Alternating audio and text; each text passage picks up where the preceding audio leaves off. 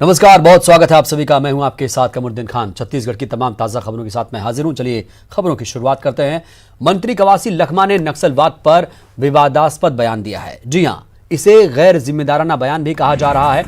नक्सलवाद पर पूछे गए सवाल पर मंत्री कवासी लखमा ने कहा, हमारे पास कोई जादू की छड़ी नहीं जिससे नक्सलवाद को तुरंत खत्म किया जाए। नक्सलवाद धीरे धीरे खत्म होगा, अचानक खत्म नहीं हो सकता। उन्होंने बीजेपी पर निशाना साधते हुए कहा कि बीते 15 साल में नक्सलवाद ज्यादा बढ़ा, जिस पर नियंत्रण करने की कोशिश की जा रही है। ये 15 साल 20 साल का मामला है। ये बहुत जड़े जमा हुआ है। हमारा सरकार बन के 14 महीना हुआ है। तुम्हारा धमतरी जिला में, मैं परबार जिला हूँ, यहाँ लगातार मैं घूम रहा हूँ, यहाँ शांति है। वहाँ भी धीरे धीरे, और इसको एक कोई जादू का जाड़ी नहीं है, जल्दी खत्म हो। हम पूरा कोशिश करेंगे कि बस्तर भी शांति हो।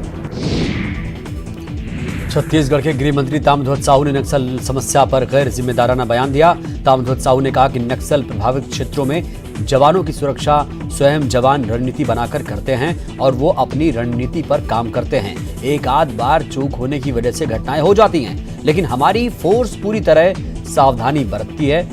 नक्सली हतोत्साहित हुए हैं, इसीलिए नक्सली घटनाओं में कमी आई है।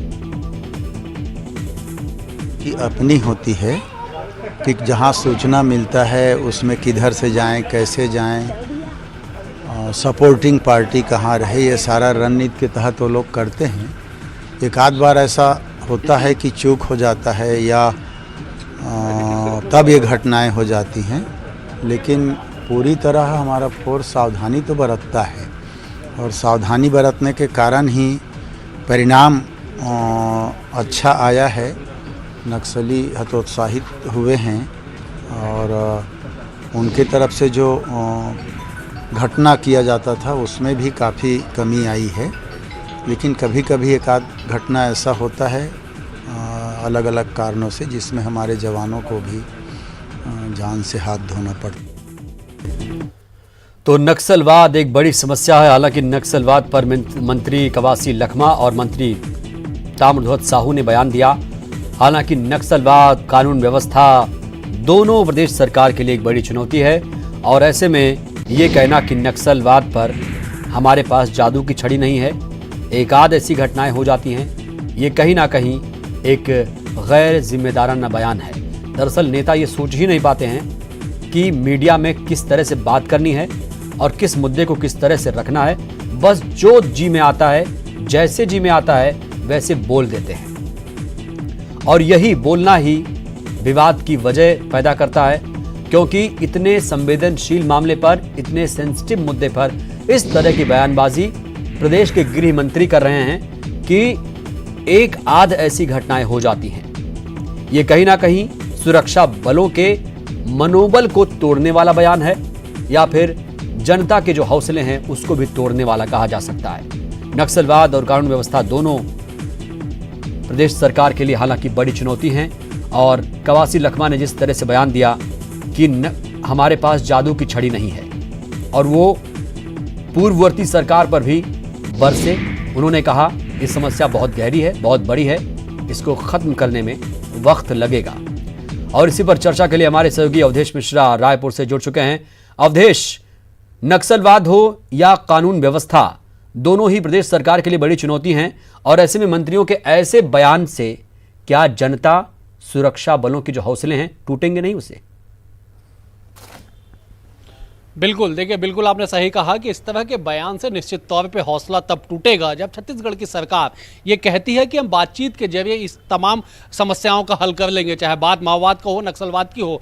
सरकार के ओर से कहा जा रहा है कि हम अंदर जाके नक्सली क्षेत्र में जाके हम बातचीत कर रहे हैं, लेकिन बातचीत करने के बाद अगर इस तरह से प्रभावी मंत्री, अगर जो कवासी लखमा जो बस्तर से ही आते हैं, धमतरी के प्रभावी मंत्री है, वो अगर कह दे कि उनके पास जादू की छड़ी नहीं है, तो ये बड़ी समझने वाली बात है कि आखिरकार जो वो कांग्रेस के मंत्री आज जो मंत्री बने हैं कवासी लखमा, जब तक वो सरकार में नहीं थे तब तक पिछली सरकारों को कोसते थे और कहते थे कि जब हमारी सरकार आएगी तो हम ऐसे कार्य योजना लेके आएंगे जिससे तमाम तरह की समस्याओं का समाधान हो जाएगा। लेकिन जब 1 साल सवा साल उनकी सरकार को हो गया और जब ये बात बार बार पूछा जा रहा है कि आखिरकार आप इस समस्या का समाधान कब करेंगे, तो आपकी ओर से कह दिया जाता है कि हमारे हाथ में जादू की छड़ी नहीं है। लेकिन उन्हीं जादू की छड़ी का एहसास आपने 2018 विधानसभा चुनाव से पहले जनता को कराया था कि हमारे हाथ में जादू की छड़ी है, हम सरकार में आएंगे, तमाम व्यवस्थाएं बदल देंगे। मगर सवा साल के बाद जब व्यवस्थाएं नहीं बदली तो सवाल उठना लाजिमी है, आपसे सवाल पूछे जाएंगे और जब आपसे सवाल पूछे जाएंगे तो इस तरह से बयान देना बताने के लिए काफी है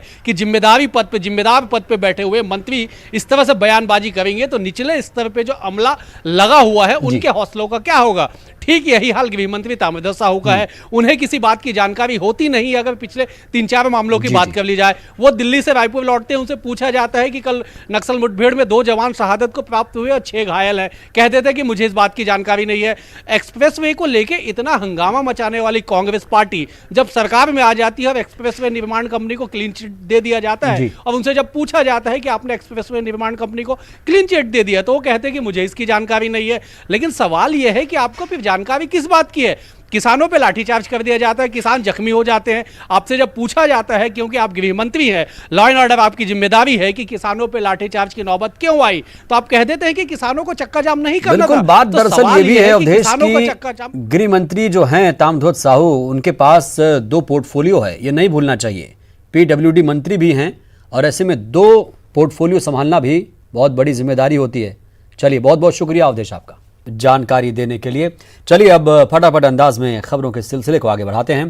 कोंडा गांव के केशकाल में धान किसानों पर पुलिस के लाठीचार्ज को गृह मंत्री ताम्रध्वज साहू ने सही ठहराने की कोशिश की।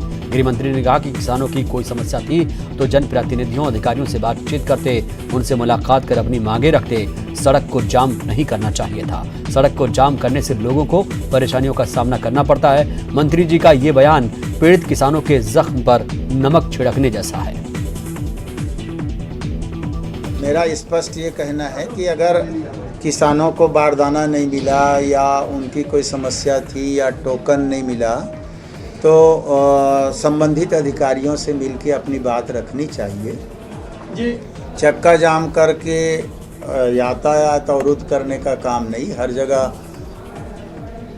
जनप्रतिनिधि लोग भी हम लोगों से मिलते हैं तो सुनवाई करते हैं, मिलते हैं, चर्चा करते हैं, निर्देश देते हैं। अगर ऐसी कोई बात थी तो उनको अपनी बात वहां अपने जनप्रतिनिधि या अधिकारियों के पास रखना चाहिए था। आवागमन अवरुद्ध नहीं करना चाहिए। कोंडा गांव में पुलिस लाठीचार्ज से किसानों में भारी गुस्सा है। आक्रोशित किसानों ने फरस गांव में बैठक कर और सरकार के खिलाफ उग्र आंदोलन करने की रणनीति पर विचार किया। कोंडा गांव में बीजेपी का प्रतिनिधि मंडल फरसगांव पहुंचा और पीड़ित किसानों से मिलकर उनका हालचाल जाना। कल पुलिस ने किसानों पर लाठीचार्ज किया था।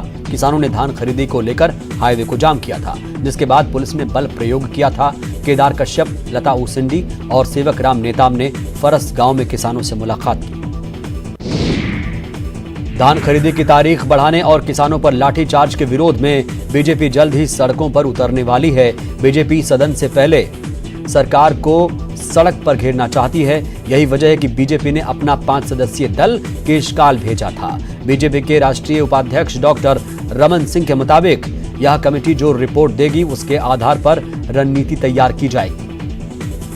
रणनीति हो रही है। हमारे 3 सदस्यीय टीम इस विषय को लेकर केशकाल के किसानों से मिलने के लिए गए हैं। पूर्व मंत्री केदार कश्यप जी वहाँ पे रवाना हो गए थे।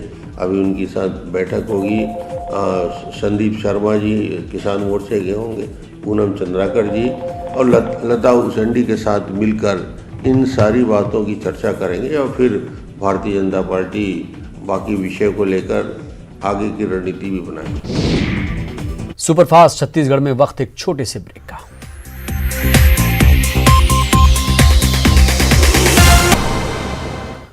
ब्रेक के बाद हाजिर हूं। चलिए फिर से खबरों के सिलसिले को आगे बढ़ाते हैं। बलरामपुर जिले के कन्हर बैरियर के पास अवैध धान से भरा एक ट्रक जब्त किया गया है।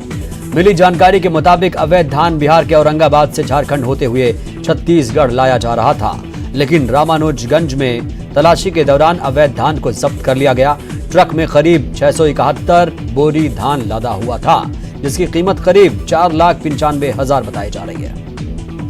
सख्त कड़ाई होने के बावजूद भी अन्य प्रांत से धान ये छत्तीसगढ़ में खपाने की नियत से ये ट्रक लाई गई थी, जिसको शंका के आधार पे ये गाड़ी को जब्त कर थाना रामगंज में लगाया जा रहा है। और बिलासपुर से इस वक्त की बड़ी खबर, किसानों ने अब खुदकुशी की चेतावनी दी है। मरवाही में किसानों ने ये चेतावनी दी है, धान नहीं खरीदने पर खुदकुशी की चेतावनी दी किसानों को। हालांकि प्रशासन समझाने में जुटा हुआ है। धान खरीदी के लिए अब आखिरी 24 घंटे बचे हैं, सिर्फ कल तक है। किसानों से धान नहीं खरीदा जा रहा है, बारदाना नहीं होने का हवाला दिया जा रहा है और लिहाजा अब किसानों का गुस्सा फूट पड़ा है और किसानों ने खुदकुशी की चेतावनी दी है। तो बड़ी खबर आपको बता रहे हैं, जहां पर किसानों को समझाने की कोशिश की जा रही है। प्रशासन के अधिकारी मौजूद हैं और किसानों को समझाने में जुटा है प्रशासन।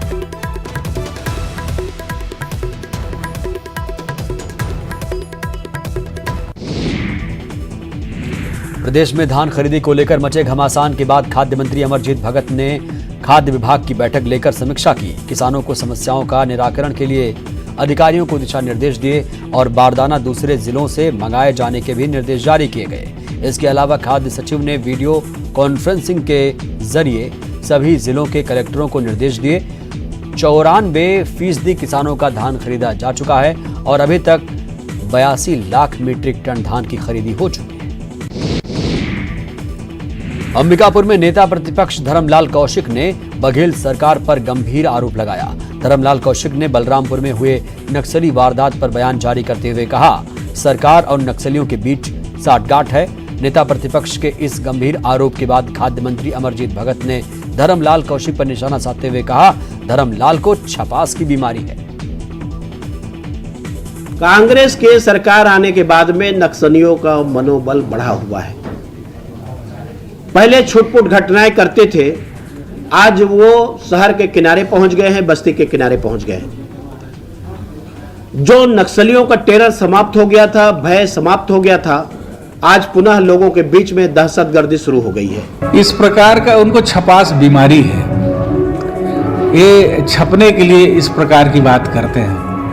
और वास्तव में अगर जिनको छत्तीसगढ़ से प्रेम होगा, छत्तीसगढ़ में कानून व्यवस्था को सुदृढ़ करना चाहेगा, वो इस प्रकार का बात नहीं करेगा। कोई भी स्टेट, कोई भी सरकार इस प्रकार की व्यवस्था को बिगाड़ने की बात कभी नहीं करती है। एनपीआर लागू होने के मामले में गृह मंत्री ताम्रध्वज साहू ने कहा कि छत्तीसगढ़ में एनपीआर लागू नहीं होगा। मुख्यमंत्री ने स्पष्ट तौर पर कहा कि उस कानून के खिलाफ मैं सबसे पहले हस्ताक्षर करूंगा। इसके साथ ही उन्होंने ये भी कहा कि मुख्यमंत्री की मंशा के मुताबिक ही प्रदेश में काम होंगे। वहीं सर्वे दल को धमकाने के सवाल पर कहा कि सरकार के संज्ञान में ऐसी कोई बात नहीं, अगर कोई बात आएगी तो फिर उचित फैसला लिया जाएगा। सरकार ने और माननीय मुख्यमंत्री जी ने एक बार नहीं कई बार बहुत स्पष्ट तौर पर कह दिया है कि हम उसके विरोध में हैं और उसके विरोध में पहला हस्ताक्षर मैं करूंगा, माननीय मुख्यमंत्री जी ने कहा हुआ। तो इस पर बार बार टिप्पणी करने के बाद जिस समय आएगा बात, तो उस समय माननीय मुख्यमंत्री जी ने जैसा कहा हुआ है उसके अनुसार सरकार निर्णय लेगी, आदेश करेगी। गृह मंत्री ताम्रध्वज साहू के बाद राजस्व मंत्री जयसिंह अग्रवाल ने भी एनपीआर लागू करने के सवाल पर कहा, इसको लेकर फैसला मुख्यमंत्री भूपेश बघेल करेंगे। छत्तीसगढ़ में मुख्यमंत्री जी आपको मालूम है गए हुए हैं, अभी आएंगे तो जो भी निर्णय होगा वो उनका निर्णय सर्वोपरि होगा। देखिए उसके बारे में मैंने बताया ना कि उसके लिए मुख्यमंत्री जी अभी जब आएंगे परसों, उसके बाद वही जो अभी निर्णय करेंगे वो फाइनल।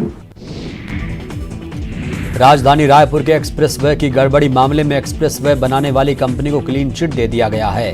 निर्माण एजेंसी पर कोई कार्रवाई नहीं हुई। सीआरडीसी ने जर्जर हिस्से को तोड़कर बनाने के दिए निर्देश कंपनी को और इसके लिए कंपनी कोई भुगतान नहीं किया जाएगा। इस एक्सप्रेसवे की जांच के लिए एनआईटी ने 15 सैंपल लिए थे। जांच में सभी सैंपल फेल हो गए थे। रायपुर नगर निगम में एमआईसी की पहली बैठक में ही बवाल हो गया। बैठक में जोन बढ़ाने को लेकर चर्चा चल रही थी, लेकिन इसी दौरान वार्डों का स्पष्ट विवरण नहीं होने की वजह से एमआईसी सदस्य अजीत कुकरेजा बीच में ही बैठक छोड़कर चले गए, जिसके बाद शहर में 2 नए जोन बनाने का प्रस्ताव सदस्यों द्वारा पारित किया गया। बैठक में कुल 28 एजेंडे लाए गए, जिसमें मुख्य रूप से गर्मियों में पानी के टैंकरों के टेंडर को लेकर भी प्रस्ताव पास हुआ। साथ ही महापौर एजाज ढेबर के लिए नई गाड़ी खरीदने का प्रस्ताव भी पास हुआ। क्या बढ़ा रहे हैं इसमें कांग्रेस के पार्षद और कांग्रेस के एमआईसी मेंबर ही एक मत नहीं है, वहाँ मतभेद है, वहाँ मतांतर है। और मुझे लगता है कि आज एमआईसी में जब ये प्रस्ताव आया तो हमारे दूसरे बार के पार्षद अजीत कुकरेजा जी एमआईसी मेंबर ने पूछा कि जोन बंटवारा जो हो रहा है 8 से 10 किया जा रहा है, उसमें कौन कौन से वार्ड कहाँ कहाँ किए गए हैं। तो बताया कि अभी केवल 8 से 10 किया जा रहा है, अभी कुछ नहीं हुआ है, तो नाराज होकर चले गए। पूरे 28 के 28 एजेंडों पे विस्तृत चर्चा आज हुई है। 2 प्रस्ताव उसकी भी सहमति हो गई है। बस उसमें जो थोड़ा बहुत जो बाउंड्री वॉल के जो थोड़े बहुत वो है निर्धारण, उसको भी आज कर लिया जाएगा। जो 1-2 लोगों के बाउंड्री वॉल के थोड़ा तो निर्धारण है। मुख्यमंत्री भूपेश बघेल न्यूयॉर्क में कॉन्सुलेट जनरल ऑफ इंडिया में US India strategic partnership forum के साथ एक बिजनेस मीटिंग में शामिल हुए। फोरम को संबोधित करते हुए सीएम भूपेश बघेल ने कहा, छत्तीसगढ़ में IT, electronics, biofuel, textile, pharma, Ayurveda और सर्विस इंडस्ट्री में निवेश की अपार संभावनाएं हैं। उन्होंने राज्य सरकार की नई औद्योगिक नीति के संबंध में विस्तार से जानकारी दी। धमतरी के संबलपुर में सुपोषण जागरूकता शिविर का आयोजन किया गया। आयोजन में शामिल होने पहुंचे मंत्री कवासी लखमा कार्यक्रम स्थल तक साइकिल से पहुंचे। मंत्री कवासी लखमा को साइकिल चलाते देख कांग्रेस नेता भी साइकिल पर सवार होकर सभा में पहुंचे। जिले के प्रभारी मंत्री कवासी लखमा ने साइकिल चलाकर लोगों को स्वास्थ्य के प्रति जागरूक रहने का संदेश भी दिया। चित्रकोट महोत्सव के शुभारंभ के मौके पर सांसद दीपक बैज कबड्डी के मैदान में नजर आए। जगदलपुर सांसद दीपक बैज ने कबड्डी के मैदान पर खिलाड़ियों से 2-2 हाथ आजमाए। कबड्डी खेल में सांसद दीपक बैज पूरी तरह से सधे हुए खिलाड़ी नजर आए। सांसद दीपक बैज छात्र जीवन में कबड्डी के बहुत बेहतरीन खिलाड़ी रहे हैं। महासमुंद में एक रिटायर्ड एएसपी दिन दहाड़े उठाईगिरी का शिकार हो गया। दिन दहाड़े रिटायर्ड पुलिस अफसर के थैले में रखे 1,20,000 को 2 नकाबपोश बदमाशों ने पार कर दिया। इस घटना की वारदात सीसीटीवी कैमरे में कैद हो गई। यह घटना उस वक्त घटित हुई जब रिटायर्ड पुलिस अफसर रोड किनारे नाश्ता कर रहा था। इसी बीच नकाबपोश 2 युवकों ने इस वारदात को अंजाम दिया। आप चोरी की वारदात की तस्वीरों को साफ देख सकते हैं, सीसीटीवी में कैद हुई है। मिली जानकारी के मुताबिक दोनों युवक बिना नंबर प्लेट की बाइक से रिटायर्ड पुलिस अधिकारी की बैंक से ही पीछा कर रहे थे और शहर के बरोंडा चौक स्थित होटल के पास मौका मिलते ही चोरी की वारदात को अंजाम दिया। फिलहाल कोतवाली पुलिस ने एफआईआर दर्ज कर मामले की तफ्तीश शुरू कर दी। सुपरफास्ट छत्तीसगढ़ में इतना ही। आगे जरूर देखिए हमारा प्राइम डिबेट शो, जवाब तो देना होगा।